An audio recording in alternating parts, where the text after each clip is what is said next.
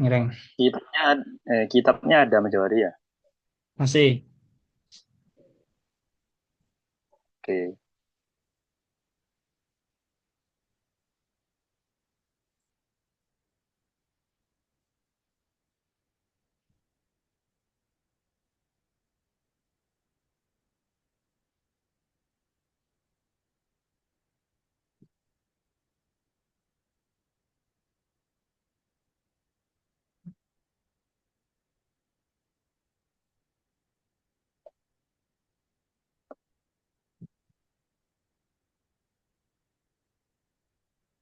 Bismillahirrahmanirrahim. Alhamdulillahirabbil alamin. Allahumma shalli wa sallim ala sayyidina Muhammadin fil awwalin wal akhirin.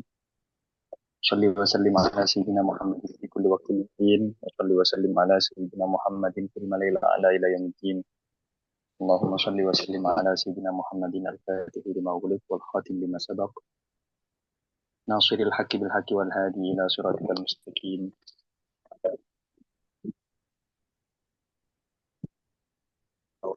Walillahi al-azim. قال رب اشرح لي صدري ويسر لي أمري واحلل عقدة من لساني يفقهوا قولي رضيت بالله ربا وبالإسلام دينا وبمحمد صلى الله عليه وسلم نبيا ورسولا رب زدني علما وارزقني فهما من رب العالمين. Baik. Oke, baik. Kita akan mulai dari pembahasan apa, Mas Jawari? Fi bayanil diulang lagi Ustaz. Fi bayanil kul wal kulliyah.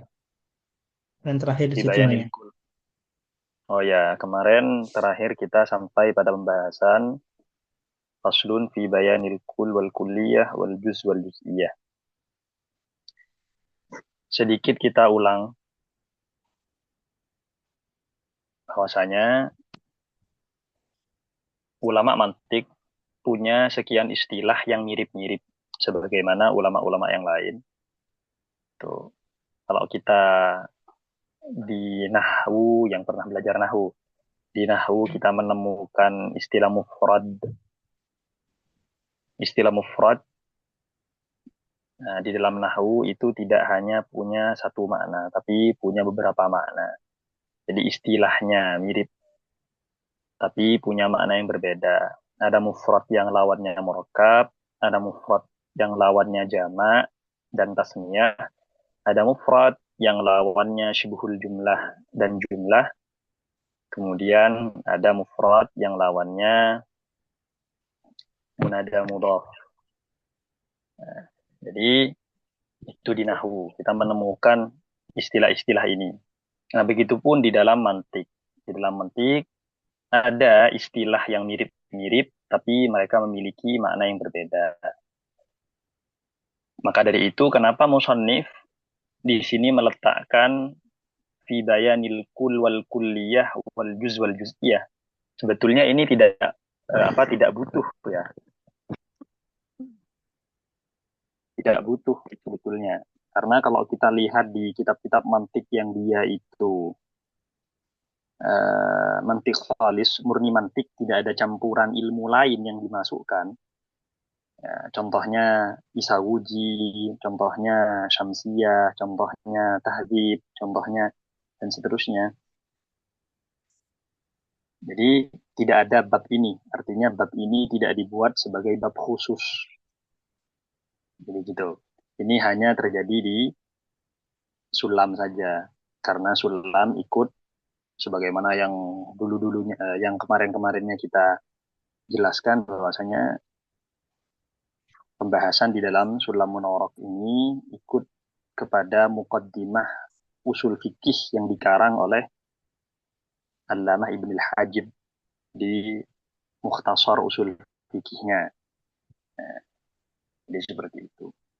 Maka kemudian ada fasal tentang fibayanil kul. Nah, jangan lupa kawan-kawan bahwasanya fasal fibayanil kul ini untuk mengklarifikasi tentang istilah-istilah. Jadi supaya pembaca mantik tidak mulahbat istilahnya kita, tidak rancu saat memahami istilah, maka kemudian musannif memiliki bab khusus yaitu tentang faslun fi bayanil kul wal kulliyah wal juz wal juz'iyah.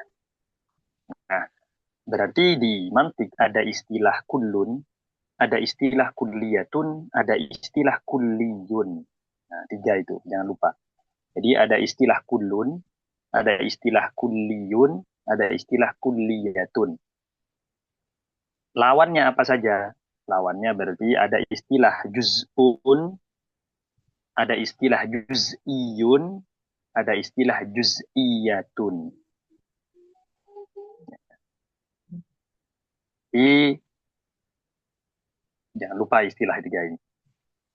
Kullun, kulliyun, dan kulliyatun itu punya makna yang berbeda, pada dasarnya memiliki makna yang berbeda. Oke, berarti kullun beda maknanya dengan kulliyun, kulliyun beda maknanya dengan kulliyatun. Begitupun juz'un beda maknanya dengan juz'iyun, juz'iyun beda maknanya dengan juz'iyatun. Jadi tiga hal ini berbeda. Pada dasarnya seperti itu. Oke, pada dasarnya tiga makna ini berbeda. Tetapi dalam penggunaannya di dalam kitab mantik, nah, dalam penggunaannya di dalam kitab mantik, kadang ulama saat menggunakan makna juz'iyatun tetapi menggunakan lafaz juz'iyun. Saya ulangi. Jadi ulama mantik itu menginginkan makna juz'iyah tapi redaksi lafadznya di dalam kitab itu juz'iyun. Ada yang seperti itu. Begitupun sebaliknya. Begitupun sebaliknya. Yang diinginkan maknanya adalah juz'iyun. Jadi yang diinginkan maknanya juz'iyun. Tetapi redaksi yang digunakan di dalam kitab juz'iyatun. Begitupun sebaliknya, mohon maaf, begitu juga di kullun, redaksi yang digunakan adalah kulliyatun, tapi yang diinginkan maknanya adalah kulliyun. Begitupun sebaliknya. Redaksi yang digunakan adalah kulliyun, tapi yang diinginkan maknanya adalah kulliyatun. Jadi seperti itu. Nah, tetapi jangan lupa kawan-kawan, pada dasarnya lafaz-lafaz ini memiliki makna yang berbeda-beda. Nah, tetapi ulama mantik dalam penggunaannya di dalam kitab-kitab mantik itu terkadang menggunakan lafaz ini tapi makna yang diinginkan adalah yang lain. Jadi seperti itu.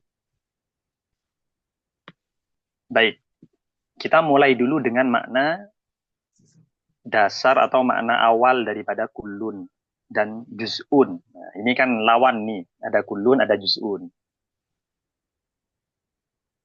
Maknanya kullun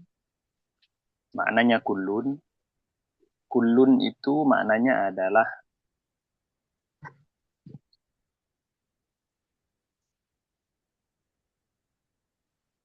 ma yatarakkab minal juz wa ghairihi. Ma yatarakkabu minal juz'i wa ghairihi. Lupa. Itu maknanya kullun. Jadi kullun itu makna awalnya. Sebelum itu kawan-kawan jangan lupa yang kita inginkan di sini adalah makna istilah ya, bukan makna bahasa yang ada di dalam kamus-kamus bahasa Arab. Nanti kalian cari kullun ya, kalau terjemahannya kullun keseluruhan gitu. Kalau juz'unnya sebagian, bukan itu yang kita inginkan. Yang kita inginkan adalah makna istilah yang digunakan oleh para ulama-ulama di dalam kitab, baik mantik, baik ya pada umumnya adalah kitab-kitab akliyat, tauhid, mantik, ilmu kalam, filsafat, dan seterusnya. Usul fikih juga masuk. Nah, maknanya kullun pada dasarnya adalah ma yatarakkabu minal juz'i wa ghairihi atau wa min ghairihi. Sesuatu yang terbentuk atau yang tersusun dari sebagian dan yang lainnya. Kita berikan contoh langsung. Gitu. Kursi kita katakan itu adalah kullun. Kursi itu adalah kullun. Nah, saat kita mengatakan al-kursi, kursi ini tersusun daripada paku dan kayu. Bayangkan, kursi adalah kulun. Sehingga kita menakrifkan apa kursi itu? Sesuatu yang terbentuk dari paku dan kayu, atau dari kayu dan paku. Maka kursi ini adalah contoh dari kulun. Kenapa? Karena al-kursi yatarakkabu minal mismar wal khoshab. Gitu. Kursi terbentuk dari paku dan kayu. Berarti kursi adalah kulun. Kita beri contoh lain. Rumah. Rumah ini adalah kulun. Nah, atau kita katakan keseluruhan. Nah, kenapa dikatakan kulun rumah itu? Ya, karena rumah itu terbentuk dari bagian dan bagian yang lain. Jadi rumah terbentuk dari ada pondasi, ada sakaf, ada apa? Ada atap, kemudian ada tembok, kemudian dan seterusnya. Berarti rumah adalah kulun. Kita berikan contoh yang lain. Baju.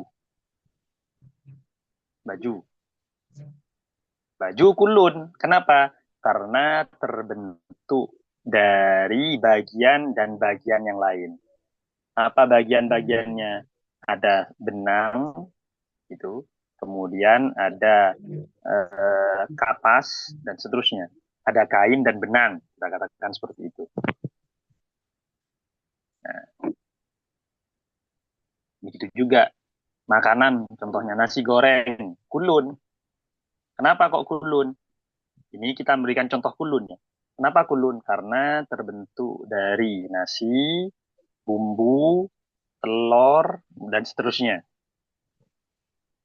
Nah, itu yang dimaksud dengan kulun ma yatarakkabu minal juz wa min ghairihi atau wa ghairihi. Sesuatu yang terbentuk dari bagian dan selainnya. Nah, baik. Sekarang kita kepada sesuatu yang kita memberikan contoh kepada sesuatu yang ilmiah. Kita berikan contoh sesuatu yang ilmiah. Itu. Kalam. Di Nahu ada kalam. Kalam itu kulun.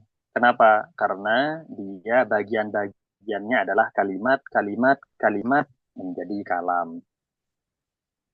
Jadi seperti itu. Kalam itu terbentuk dari apa? Dari kalimat dan kalimat. Berarti kalam itu kulun. Kenapa? Li'annahu, karena dia itu yatarakkabu, terbentuk minal juz min kalimatin wa kalimatin ukhra, dari satu kalimat dengan kalimat yang lain. Baik kalimatnya secara nyata ataupun secara hukum gitu. Nanti kalian tidak perlu protes. Gimana ada kalam umpamanya orang cuma mengatakan istakim atau takalam atau zuk, rasakan. Ini kan satu kalimat saja, mana yang lainnya? Nah, kita katakan, ya sudah, ini berarti terbentuk, kalam ini kulun, terbentuk dari satu kalimat, apa itu? Duk, fi'il, kemudian domir, mustatir, yang wajib. Itu anta, bener anta, ya kan gitu. Nah, sehingga itu di sini ada. Mohon maaf. Jadi yang dimaksud dengan kulun tadi itu adalah sesuatu yang terbentuk dari bagian dan bagian yang lain. Kalian bisa menerapkan itu di apa saja, segalanya pokoknya. Apa saja yang kalian temukan, kalau dia memiliki bagian dan bagian yang lain, berarti sesuatu itu adalah keseluruhan. Apapun itu. Baik sesuatu yang ilmiah ataupun tidak ilmiah, atau apa yang terjadi di kehidupan kalian, semuanya. Nah, jadi seperti itu. Kemudian yang kedua adalah juz'un. Juz'un apa juz'un? Juz'un itu adalah sesuatu, kita katakan kebalikan daripada kullun. Tuh. Ma yatarakkabu minhu al-kull. Jangan lupa. Ma yatarakkabu minhu al-kullu. Kitab kita menggunakan kitab Sulam Munawwarah ya. Sulam Munawwarah. Ma yatarakkabu minhu al-kullu. Sesuatu yang tersusun dari sesuatu tersebut, al-kullu apa? Keseluruhan. Itu ta'rif daripada atau definisi daripada juz'un. Dikembalikannya tadi, kalau di awal kita mencontohkan kursi adalah sesuatu yang kullun secara keseluruhan, maka bagian-bagian daripada kursi itu semacam paku, gitu. Kemudian semacam apa lagi, kayu, maka ini adalah juz'un. Berarti kita bisa mengatakan paku itu yatarakkabu min paku. Nah, paku itu terbentuk dari paku itu apa? Kursi. Sehingga paku itu juz'un. Kenapa dikatakan juz'un? Juz'un daripada kursi ya, bagian daripada kursi. Gitu. Kenapa dia bagian daripada kursi? Karena paku itu yang membentuk kursi. Salah satu yang membentuk kursi. Ya, jadi seperti itu. Kayu itu adalah bagian daripada kursi. Kenapa? Karena dia yang menyusun kursi. Tuh.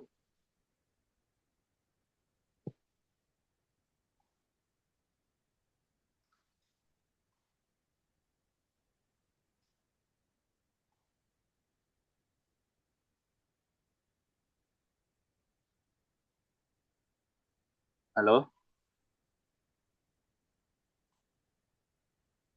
Ini siapa ini? Haji kan? Baik. Kita lanjutkan. Itu tadi adalah istilah daripada kulun dan istilah daripada juz'un. Nah, jadi kulun itu ma yatarakkabu minal juz'i wa ghairihi, sedangkan juz'un adalah ma yatarakkabu minhu al-kullu. Nah, mafhumah. Bisa dimengerti ya. Itu satu. Yang kedua, ada istilah kulliyun, sekarang ada ya nisbahnya. Ada istilah kulliyun dan ada istilah juz'iyun. Tentu kawan-kawan yang mengikuti ini dari awal atau yang belum mengikuti tapi nanti cross check lagi di awal, di video awal-awal gitu. Ini kulli dan juz'i ini kita sudah bicarakan di awal kemarin di dars di pertemuan-pertemuan sebelumnya. Cuman kita sedikit mengulang saja. Kulli itu adalah sesuatu yang universal. Kalau kita katakan seperti itu.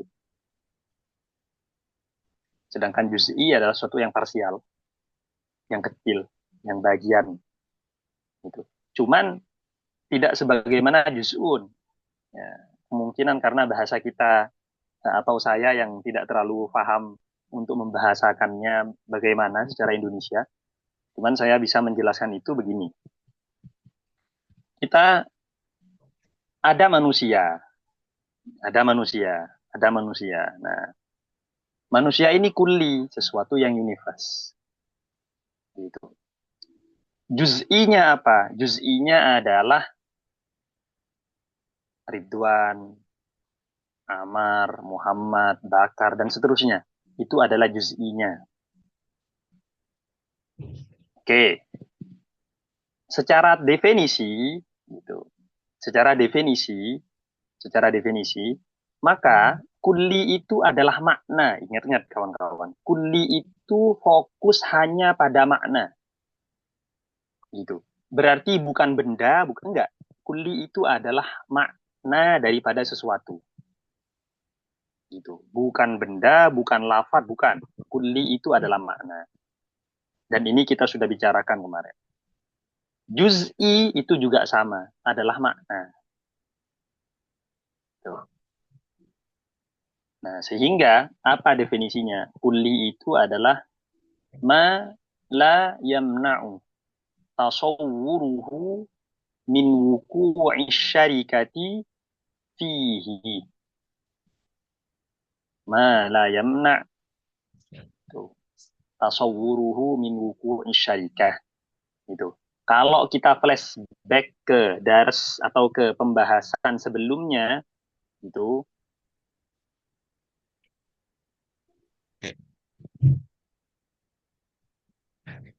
kalian kawan-kawan bisa lihat di apa di pembahasan tentang mabahisul alfaz itu yang ada kata-kata kulliyun au juz'iyun haitsu wujida ada seperti itunya itu di mabahisul alfaz. Nah, itu. Beliau mengatakan famufhimushtirakil kulliyuh ka'asadin wa aksuhul juz'iyyu. Ini berarti pembahasannya sudah selesai sebetulnya. Jadi sebelumnya ada kata famufhimushtirakil kulliyuh ka'asadin wa aksuhul juz'iyyu. Apa makna atau mafhum? Mafhum itu adalah makna itu yang dia itu memiliki syarikah. Apa maksudnya memiliki syarikah? Bisa dimiliki oleh banyak hal. Ini kata-kata yang sering saya sampaikan. Jadi, kalau ada sebuah makna, kemudian bisa disematkan kepada banyak hal, maka itu adalah kulli. Tadi, insan, makna manusia, gitu. Arti daripada manusia. Manusia kan lafat, M, A, N, dan seterusnya, ya kan? Insan, hamzah, nun, sin, alif, nun. Ini kan lafat. Maknanya apa? Maknanya adalah makhluk hidup yang berpikir. Nah, sekarang gitu. Makhluk hidup yang berpikir ini, makhluk hidup yang berpikir ini, apakah bisa dimiliki oleh banyak hal? Artinya bisa disematkan kepada banyak hal. Iya, bisa disematkan kepada saya, bisa kepada kawan-kawan gitu. Dan banyak gitu. Semua yang berstatus makhluk hidup gitu, yang berpikir, maka dia dinamai dengan insan. Sehingga insan ini kulli. Kenapa? Karena makna insan yaitu makhluk hidup yang berpikir atau hayawanun natiq dalam istilah kita. Hayawanun natiq itu waqa'ah, itu ada pada wujidafi Zaid, wujidafi Amr, wujidafi Bakar gitu. Ada pada Bakar, ada pada Zaid, ada pada dan seterusnya. Menjadi hakikat saya, menjadi hakikat kalian.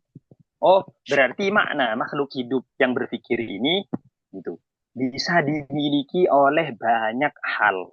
Ya, maka itu kulli. Kita beri contoh lain. Gitu. Kita beri contoh lain. Hewan buas. Gitu. Hewan buas. Maka itu bisa terjadi kepada singa, macan, dan seterusnya, ya kan? Atau kita bisa mengatakan air. Air kan banyak. Ada air mineral, ada air sumur, ada air laut, dan seterusnya. Maka air itu adalah kulli. Nah, air adalah kulli. Jadi, sekali lagi kawan-kawan, jadi kulli itu adalah sebuah makna yang bisa dimiliki oleh banyak hal atau bahasa definisinya dalam kitab adalah itu ma fuhima fihil ishtirak itu kalau di dalam kitab sulamnya ya. Tetapi definisi yang sebenarnya yang masyhur di dalam kitab-kitab mantik adalah ma la yamna'u tasawwuruhu min wuku'i syarikati fihi. Sesuatu yang tidak tercegah terjadinya syarikat, terjadinya persekutuan itu di dalam apa? Tasawwuruhu. Di dalam apa? Di dalam penggambarannya dalam otak. dalam penggambarannya dalam otak.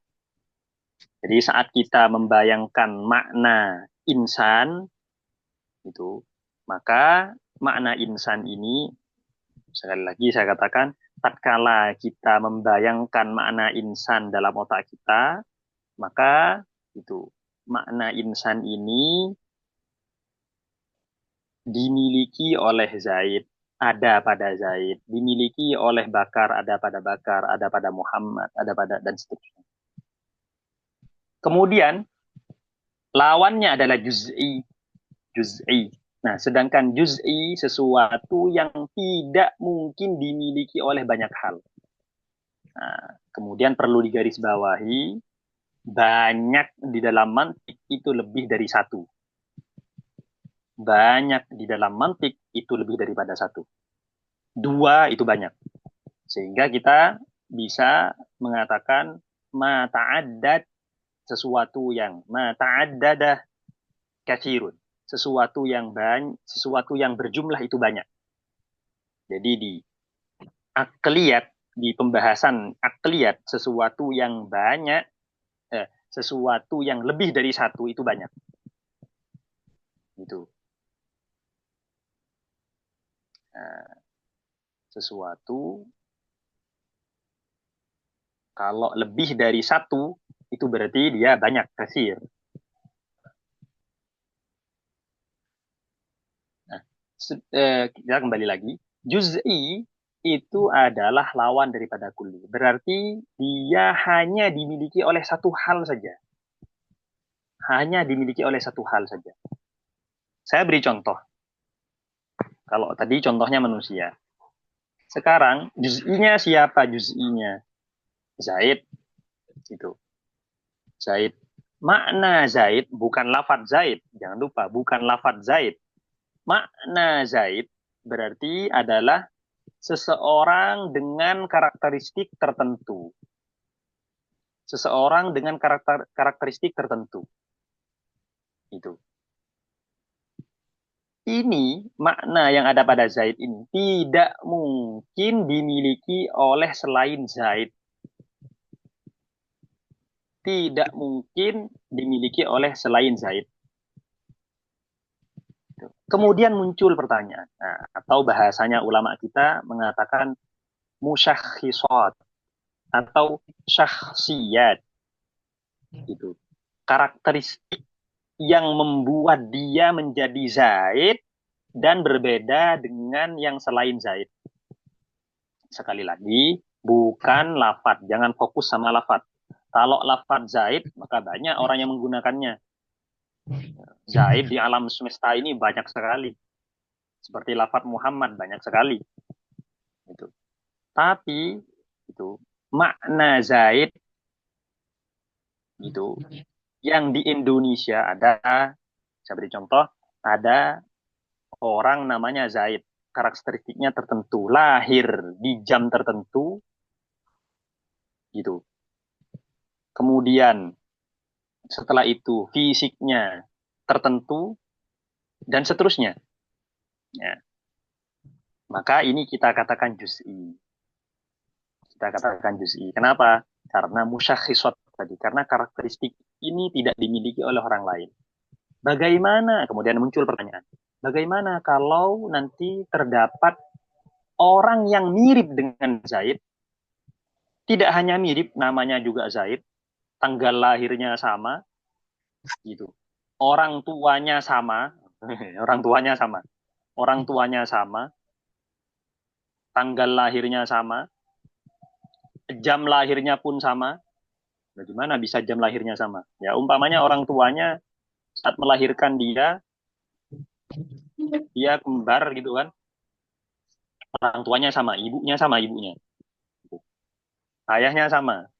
Saat dia dilahirkan, operasi sesar, kan bisa jadi. Kemudian diangkat bersamaan. Sehingga tidak menutup kemungkinan di sana ada perbedaan. Tidak menutup kemungkinan, sehingga seakan-akan mustahil ada yang membedakan antara keduanya.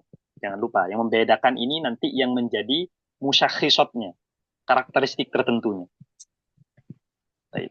Apa Oke, apa yang membedakan dia meskipun dia memiliki sesuatu yang sama persis secara keseluruhan? Ya, ada. Apa itu? Arah dan tempat. Saat dia dilahirkan diangkat tidak mungkin dong gitu. Sama-sama di kanan dan sama-sama di kiri. Meskipun kemungkinan sama-sama di atas dan sama-sama di bawah. Tapi tidak mungkin dia yang satu sama-sama pasti yang satu di kanan, yang satu di kiri. Atau yang satu di depan, yang satu di belakang. Jadi hal yang tidak mungkin dimiliki oleh manusia secara bersamaan, meskipun dia punya karakteristik yang hampir mirip sekali, itu adalah tempat yang dia tempati. Tidak mungkin. Yang satu kalau di kanan, yang satunya di kiri. Jadi seperti itu. Itu adalah juz'i. Jadi juz'i itu adalah makna yang tidak mungkin dimiliki oleh selain itu hal tersebut. Itu adalah juz'i. Tadi ma yamna'u tasawwuruhu min wuqu'i syarikati fihi. Sesuatu yang tercegah saat kita membayangkan makna tersebut, mencegah apa? Adanya syarikah, adanya persekutuan, adanya kepemilikan bersama terhadap makna tersebut. Nah, itu adalah kulli dan juz'i. Berarti kita sudah tahu apa itu kullun, apa itu kulli. Kita sudah tahu apa itu juz'un dan apa itu juz'i. Yang terakhir adalah kulliyatun dan juz'iyatun. Kulliyatun dan juz'iyatun ini nanti spesifik pembahasannya akan ada pada bab tasdiq. Sekarang kita akan masih berada di dalam bab tasawur. Nah, itu ada di dalam bab tasdiq. Tasdik itu sudah saya jelaskan sebelumnya, ya enggak? Sudah saya jelaskan sebelumnya. Tasdik itu, kalau tasawur itu adalah, ini sedikit mengulang karena sudah lama kita tidak masuk. Tasawur itu adalah kalian membayangkan tentang hakikat sesuatu, membayangkan hakikat sesuatu, atau membayangkan esensi sesuatu, ya, atau membayangkan makna sesuatu, terserah. Itu. Kalian membayangkan siapakah Zaid, apa air, apa alam semesta, apa dan seterusnya. Bertanya tentang hakikat sesuatu itu adalah tasawur. Saat kalian ingin menghukuminya, maka kemudian menjadi tasdik. Jadi kalau tasawur itu adalah membayangkan hakikat sesuatu, gitu. Sedangkan tasdik adalah membayangkan sesuatu tersebut memiliki hukum. Itu. Mudahnya kita katakan mahual insan, apa manusia itu? Hayawan natik. Nah, kita sudah tahu hakikatnya. Saat kalian mengatakan al insanu makhlukullah, manusia adalah makhluk Allah. Nah, berarti dia sudah dihukumi sebagai makhluk Allah. Maka ini menjadi tas. Atau mudahnya adalah itu mubtada khobar atau fi'il fa'il yang ada di dalam nahwu. Mudahnya seperti itu ya. Atau musnad dan musnad ilih yang ada di balaghah kalau kalian belajar balaghah. Dan seterusnya. Atau mahkum dan mahkum alih kalau kalian belajar di usul fikih. Jadi ada sesuatu, tasdik itu berarti sesuatu dihukumi oleh sesuatu yang lain. Sedangkan tasawur adalah itu memaknai hakikat sesuatu. Itu adalah tasawur.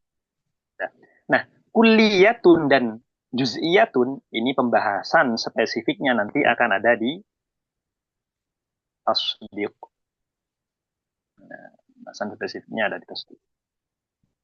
Cuman gitu, musannif di sini memaknai kulliyatun dan kulliyatun gitu.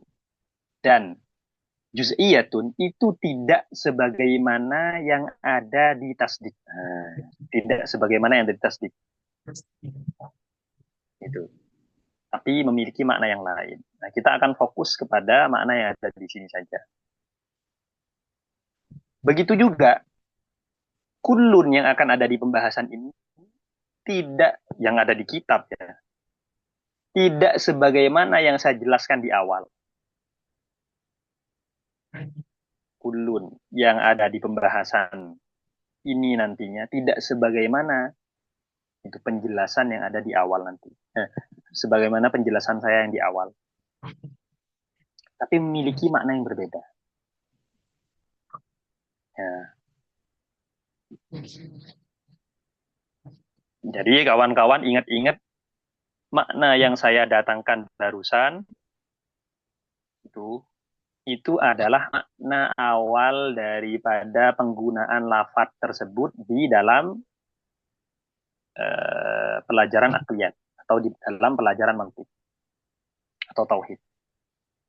Kemudian sekarang lafaz-lafaz ini, redaksi-redaksi yang saya sebutkan ini, kullun dan kulliyatun dan juz'iyatun belum saya maknai. Itu, belum saya maknai. Oke.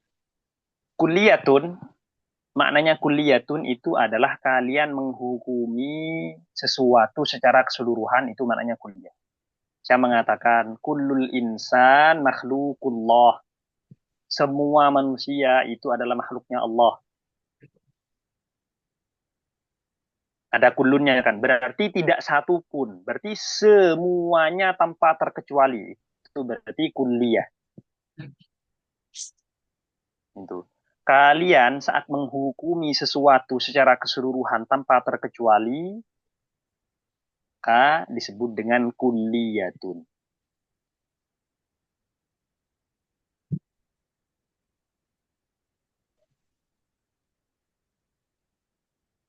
Nah, itu. Seperti tadi contohnya, kullul insan makhlukullah. Atau kullul muslim. Kullul muslim, setiap muslim, berarti secara keseluruhan. Tidak ada satupun yang tidak masuk dalam hukum ini. Nah gitu. Itu berarti kulliyah. Secara keseluruhan tanpa terkecuali. Kullul muslim ya'budullah. Setiap orang Islam itu menyembah Allah. Berarti tidak satu pun orang muslim yang tidak menyembah Allah. Tidak ada yang keluar dari hukum ini. Mafhum ini ya. Nah, berarti kullu afradil muslim. Jadi seperti itu nanti maknanya. Kullu afradil muslim. Kalau kita mengatakan kullul insan makhlukun lillah, maknanya menjadi begini. Kullu afradil insan berarti wahidun wahidun wahidun wahidun fardun fardun fardun fardun fardun. Setiap satu persatu. Nah, maknanya gitu. Dari manusia itu semuanya menjadi makhluk Allah. Berarti tanpa terkecuali. Nah, oke, itu adalah kulliyah. Sehingga dikatakan itu qadiyah istilahnya nanti. Qadiyah. Itu. Permasalahan ini atau qadiyah ini adalah qadiyah kulliyah. Apa qadiyah kulliyah? Di mana hukumnya jatuh kepada satu persatu itu yang dihukumi tanpa terkecuali.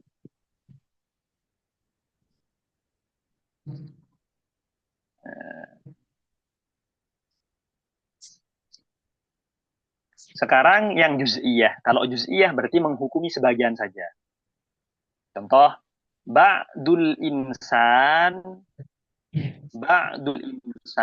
talibul ilmi. Sebagian manusia itu adalah pelajar. Kan tidak semuanya manusia pelajar. Cuma sebagian saja, ya kan? Ba'dul insan talibul ilmi. Nah, untuk mengetahui mana sebagian, mana yang secara keseluruhan, mana hukum ini yang jatuh kepada sebagian. itu hukum ini jatuh kepada keseluruhan, maka mudahnya adalah itu melihat redaksi yang digunakan oleh yang mengatakan. Kalau yang mengatakan itu, kalau qailnya mengatakan kullul insan berarti kulliyah. Kalau mengatakan ba'dul insan berarti juz'iyah. Nah, tentu ada redaksi-redaksi tertentu yang menunjukkan dia itu juz'iyah, ada redaksi-redaksi tertentu yang menunjukkan itu. Itu adalah juz'iyah. Yang menunjukkan itu adalah kulliyah. Cuman, nah, tadi kawan-kawan, kita akan pelajari spesifiknya di pembahasan tasdhiq, tidak di pembahasan tasawur. Nah, oke. Kemudian, kita sekarang kepada al-kullu hukmuna 'alal majmu'i, kepada maksud yang diinginkan oleh musannif.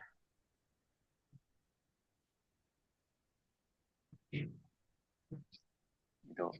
Nah, musannif sendiri beliau itu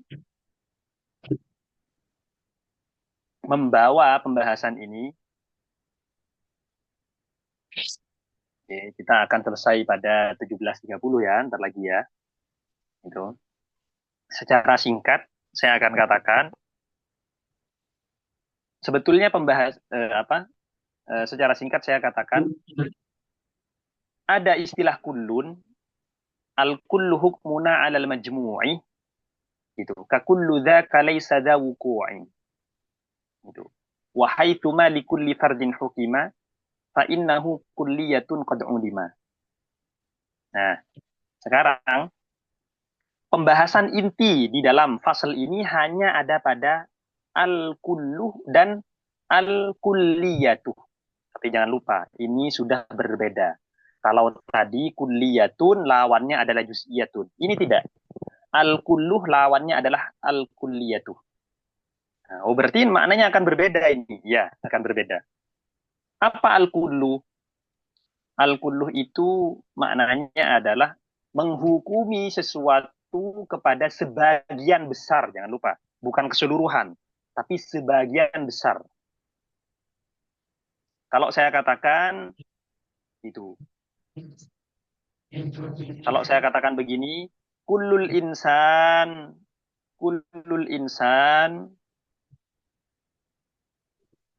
setiap manusia, itu, kullul insan,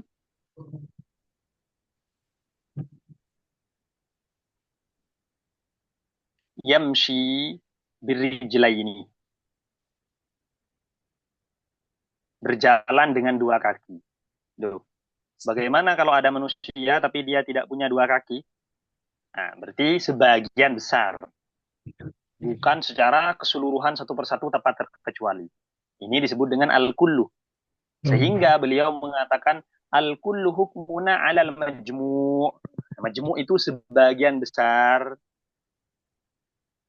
Al-kullu maknanya adalah saat kita menghukumi sesuatu tapi sebagian besar. Berarti bukan secara keseluruhan. Gitu. Ya. Nah, kemudian setelah itu al-kulliyatu itu bukan sebagian besar, tapi secara keseluruhan tanpa terkecuali. Sama dengan yang barusan. Nah, jami'ul insan atau kullul insan makhlukullah kayak tadi. Nah, berarti al-kullu itu adalah al-hukmu 'alal majmu', sedangkan al-kulliyatu al-hukmu 'alal jami'.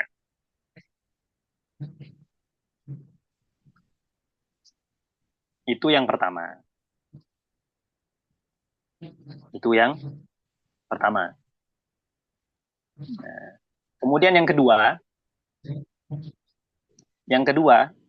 al-kullu, sehingga kawan-kawan, sehingga kemudian dikenal dengan kullun majmu'iyun, ada kullun jami'iyun.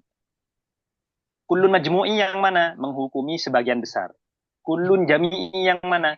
Menghukumi secara keseluruhan. Kalau saya katakan kepada kawan-kawan, ngasih contoh begini sekarang. Kullu bid'atin dhalalah. Itu yang mana itu? Majmu'i. Yang majmu'i. Karena tidak semua bid'ah kemudian menjadi dhalalah. Gitu. Ada bid'ah yang hasanah. Kan gitu. Ada bid'ah yang hasanah. Maka ini kullun majmu'i. Gitu.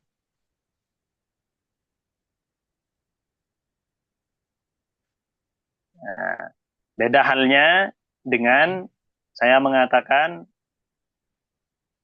kullul insan tadi. Atau kullul insan makhlukullah. Itu berarti kullun jami'i. Oke. Kemudian yang terakhir kawan-kawan sebelum kita tutup. Yang terakhir.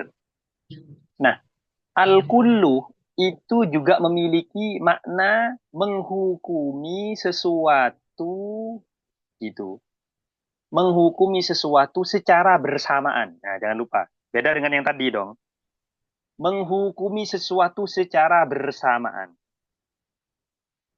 Tuh, gitu. Sehingga maknanya apa? Al-hukmu alal ijtima. Al-hukmu alal ijtima. Menghukumi sesuatu secara bersamaan. Contoh, saya berikan contoh gitu. 10 orang laki-laki mengangkat batu sangat besar sekali. Tidak bisa dong kita mengatakan satu orang mengangkat. Nggak bisa itu. Nggak bisa itu mengatakan seperti itu. Berarti harus apa? Satu orang dan yang lain dan yang lain dan yang lain sampai 10 mengangkat. Itu baru bisa. Kenapa? Karena al-hukmu alal ijtima. Gitu. Al-hukmu ala al-ijtima. Menghukumi secara bersamaan. Bukan satu persatu. Oke, itu maknanya al-kullu. Beda halnya dengan al-kulliyatuh. Nah, apa al-kulliyatuh? Al-kulliyatuh berarti al-hukmu alal istiqlal. Menghukumi secara terpisah.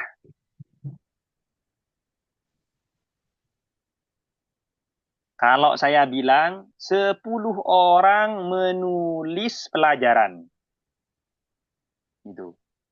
Bisa kan kita mengatakan satu orang menulis. Gitu. Yang lain menulis. Jadi hukumnya jatuh kepada masing-masing itu bisa tanpa dikumpulkan.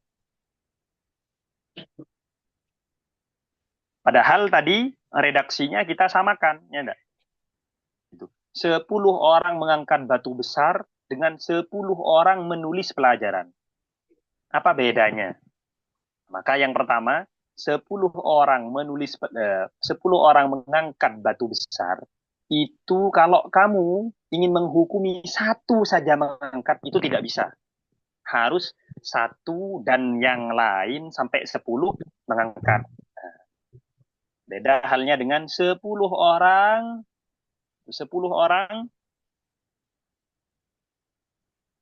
menulis pelajaran. Maka di sini kita bisa mengatakan satu orang pertama menulis pelajaran, orang kedua menulis pelajaran, orang ketiga menulis pelajaran. Tanpa harus mengatakan orang pertama dan kedua dan ketiga sampai 10 menulis pelajaran. Tanpa mengatakan seperti itu, kita bisa menghukum. Sampai di sini ya. Beda halnya dengan yang pertama tadi. Kalau yang pertama al-hukmu 'alal ijtima', kalau yang kedua al-hukmu 'alal istiqlal. Nah, contohnya di dalam Al-Qur'an, ulama memberikan contoh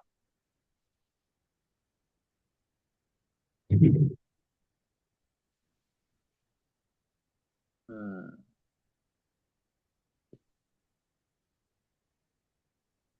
yahmiluna 'arsya rabbika yauma idzin tsamaniyah. Itu ada 8 malaikat yang mereka itu mengangkat arsy secara bersamaan. yahmiluna arsya rabbika yauma idzin tsamaniyatun. Ada delapan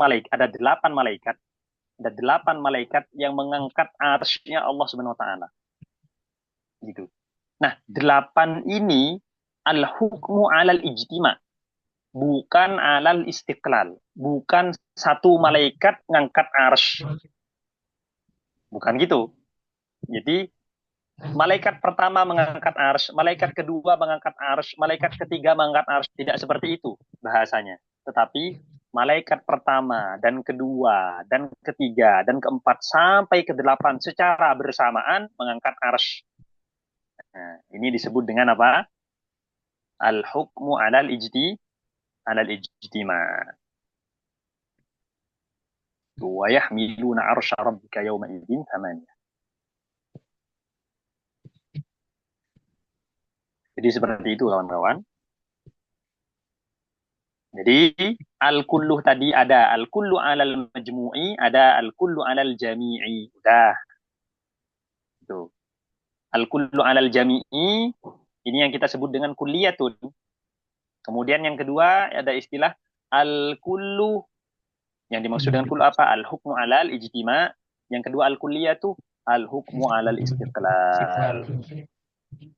Kemudian musannif memberikan contoh al-kullu hukmuna 'alal majmu'i kadzaka laisa dawuku'i.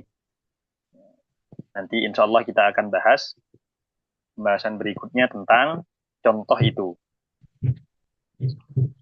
Wa haitsuma di kulli fardin hukima fa innahu kulliyatun qad ulima. Beliau mengatakan gitu ya. Khusus contoh ka kullu dzaka laisa dawuku' kita akan bahas berikutnya. Wa haitsuma li kulli fardin hukima, dan dimanapun, bagaimanapun, kapanpun, wa haitsuma li kulli fardin hukima, li kulli fardin ay hukima li kulli fardin, gitu. Dihukumi satu persatu. Berarti ini maknanya apa? Ala sabilil istiqlal.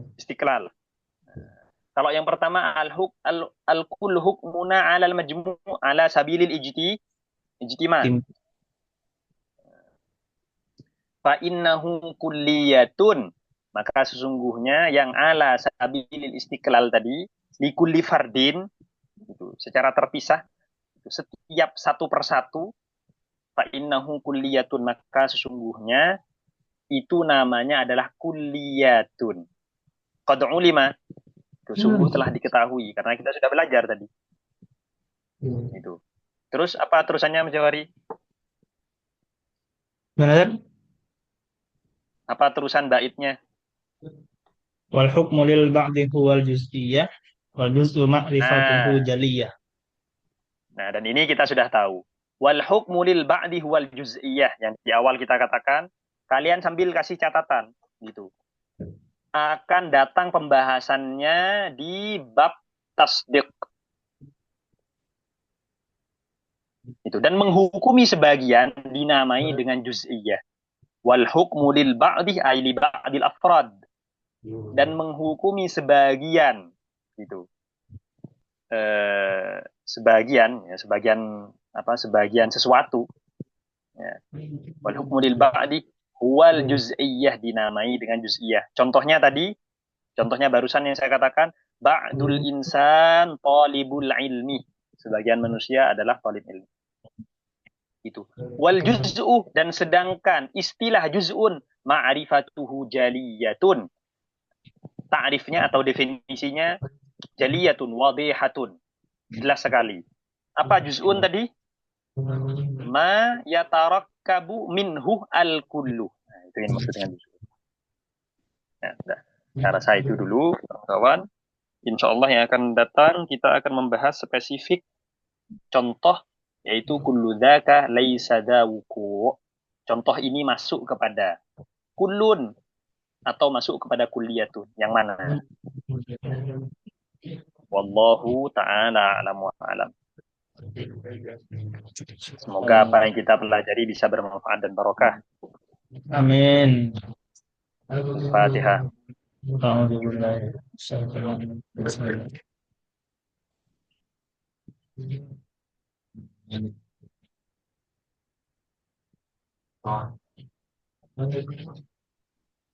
Makasih Ustaz. Sama-sama, Mas Iwan. Selamat.